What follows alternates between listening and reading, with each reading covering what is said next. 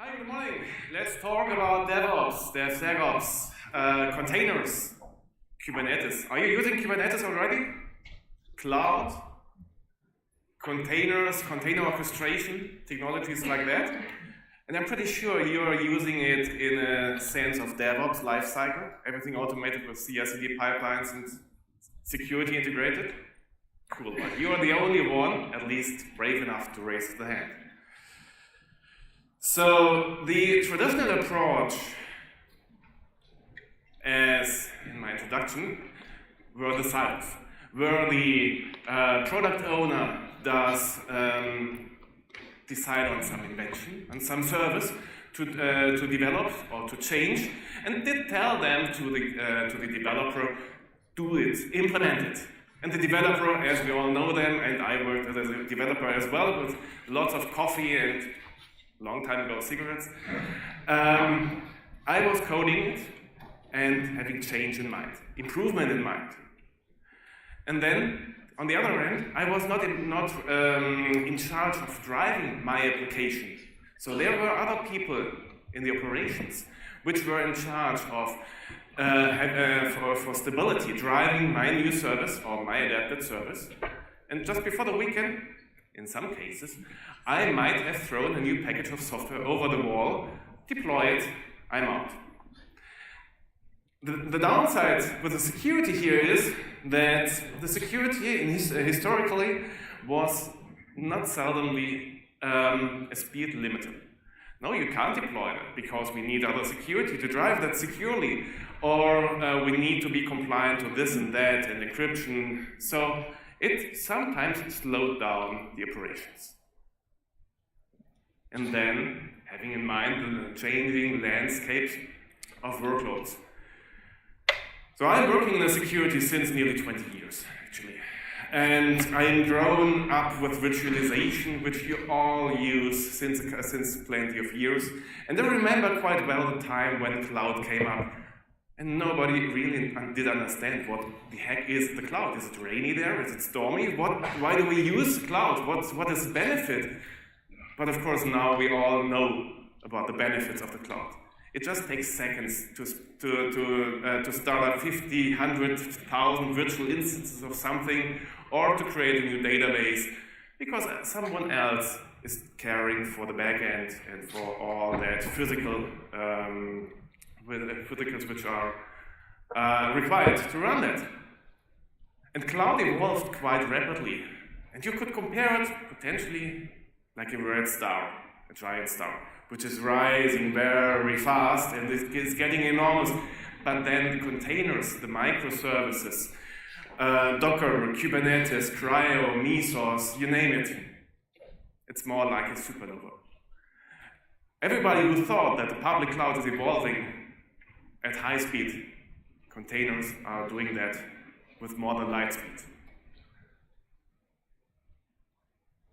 And that is, of course, recognized by our CIOs, our CEOs. Boy, I heard about containers and that funny thing, DevOps. I don't really understand it potentially, but it should speed up our production, our time to market. So operations go for it. And that turned the operations to the driving force of the IT. They are the decision makers now, because they need to be more agile, more speeded up in putting new services, changed services into production. They love containers. They love DevOps. It enables you, the company, to do hundreds of thousands of changes per day. Not only one major upgrade of your critical application each and every year and then keep your fingers crossed that it still runs afterwards. Hundreds, thousands of changes, small improvements, which are much easier to understand, to understand the complexity.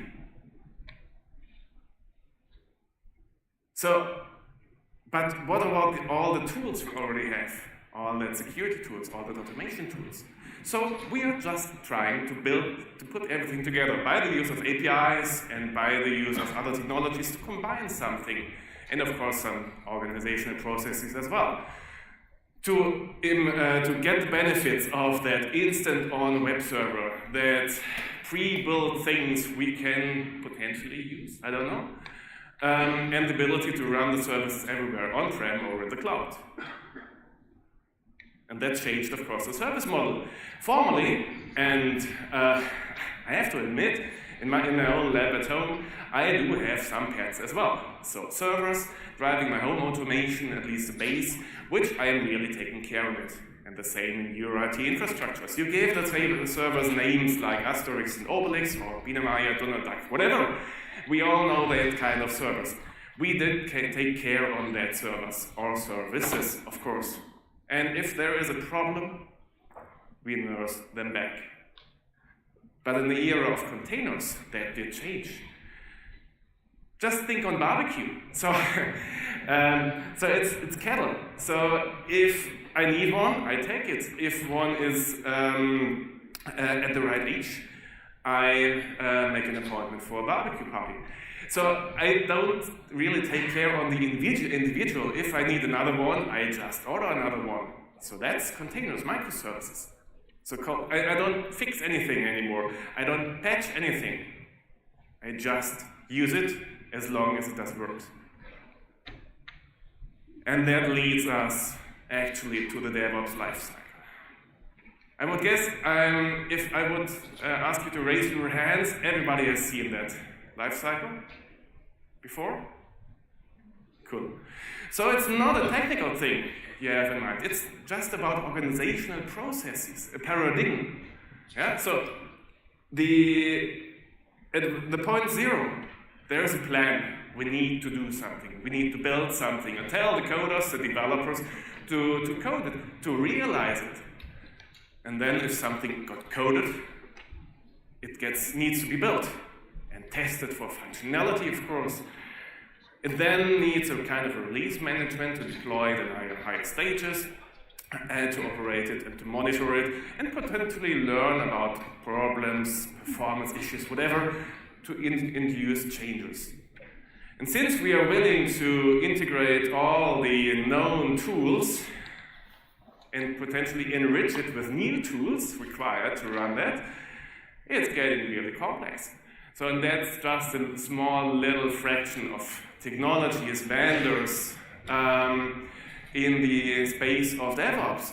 And you see well-known technologies like Git, Subversion as source code repository, Maven, Gradle, and as build tools, testing tools like JUnit, Selenium, Jenkins, GitLab. By the way, I love GitLab, and Ansible, Puppet, SaltStack. So it's enormously complex. But potentially, one could say Splunk might have something to do with security or Nagios, or the rest. No. It's more or less building containers, running it, deploying it. And there's no intrinsic security inside there. But it just works. And it's fast and makes fun.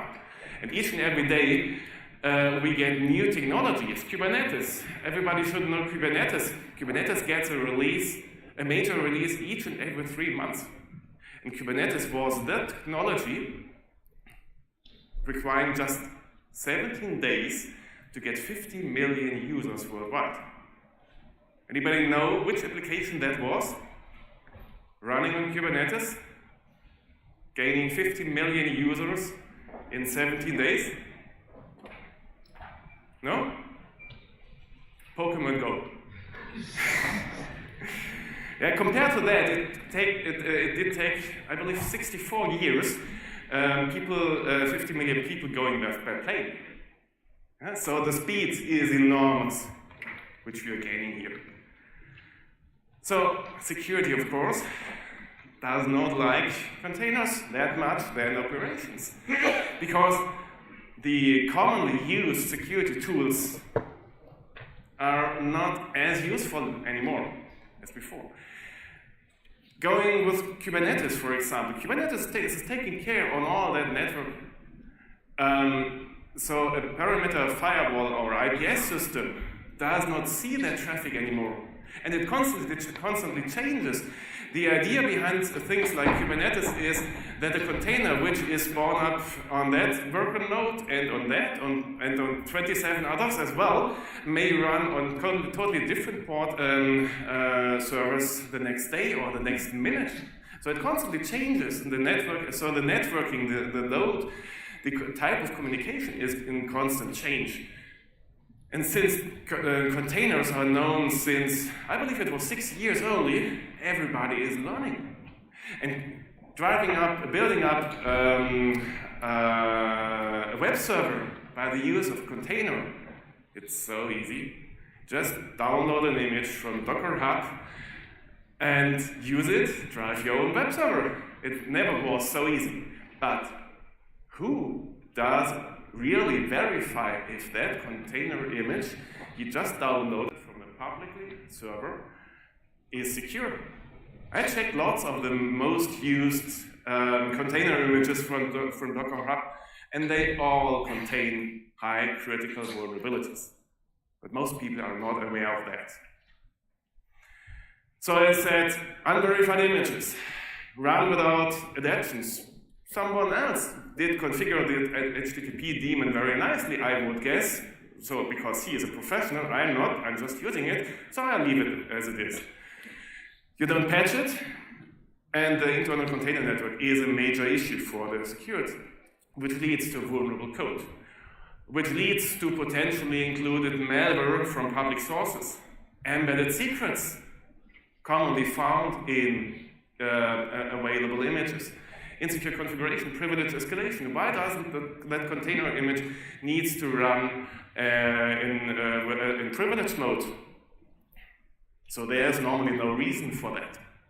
And that results in an attacker might just need to have the chance to jump into one specific container and traverse inside the container network, and may even reach the host or even the data center from the containerized world.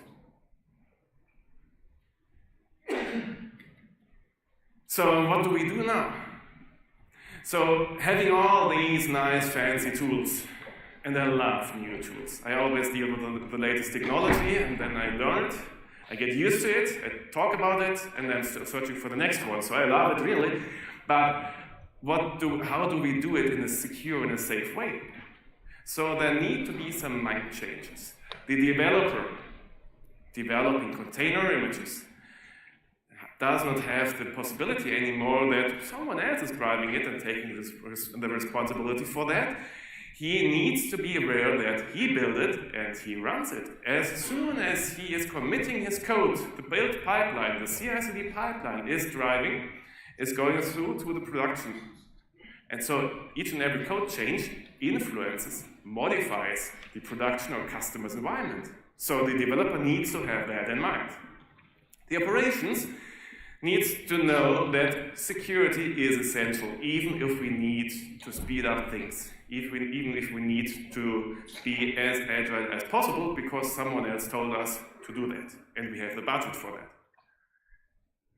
But very important for the security as well, it's not only about compliance. Of course, compliance is extremely relevant, and I would never tell to ignore it.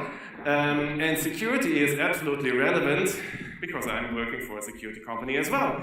But the security needs to be aware of the fact that it's only a supporting tool for the value chain of the company. With security, you don't earn money as a company, but you are securing the possibility to earn money. So there needs to be some ways to be found and to be integrated in your DevOps lifecycle, to turn into the DevSecOps lifecycle, to support it from a security point of view, but not to slow it down from the agility. That can be done, as a matter of fact, of course. So of course it all starts with the coding. And I'm pretty sure that within all your environments and in all your IT development departments, you do follow security development best practices, like reviews 1/1, statical source code analysis, and everything else which is required in in software development, and of course educated, security-wise educated developers, for sure.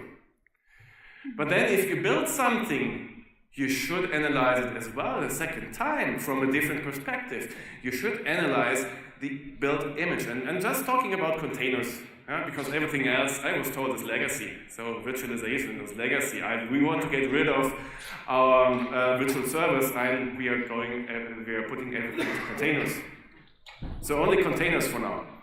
So you need to verify, to validate if that just built image is secure in regards, no malware included, no credentials included, no vulnerabilities or critical vulnerabilities at least. And traditionally, you pass that build image to a staging repository, internal only, accessible for development. And then you start your functional tests, like is that container behaving as it should be? That you are doing since a long time, I believe. But that functional tests need to include security testing as well. How does the container behave from the security perspective? And then the release management. The release management, the driving force within the CI/CD pipeline. The release management actually makes the decisions when to build something, when to put something where, when to test something for security and functionality and so on, and drive it further on. So if the release management tool, like GitLab Jenkins, is getting a report back that that image has high critical vulnerabilities, then it should inform someone and not let that image deploy, just as an example. But even if we go to the deployment, the stage can be and should be responsible for deciding which criticality of vulnerabilities included in the image can be deployed in my stage. So if it's potentially a development stage or a testing stage, I could allow high critical vulnerabilities for whatever reason, but please not for the production environment. Of course, the container engines need to be secured. Yeah? So malicious behavior of the container engine, or someone is changing the configuration of that engine itself, Kubernetes. If you are running your container environment on-prem, you still have a host which runs it, which needs to be secured for obvious reasons, as traditional servers as well, but taking into account what containers need or the container drivers need. If running using containers in the public clouds, you need to secure the container workload from within that EKS, AKS, GKS, you name it. And of course, you need to monitor, as usual, the container workloads running on-prem or in the cloud. So, to finalize it, it's not enough to secure containerized environment, the DevOps lifecycle on the right-hand side. So the operations, yes, right-hand side, the operations. You need to include security from the beginning, from the coding, potentially in the planning phase as well. And that makes it cheaper and more secure. But as the last slide, with all security and with all of the requirements about security, it's about maintaining the agility and enabling the speed-up requirement in time to market. And for that, we are using containers, DevOps, CI/CDs, and DevSecOps lifecycles, or we should at least use them, without getting in the way. Thank you.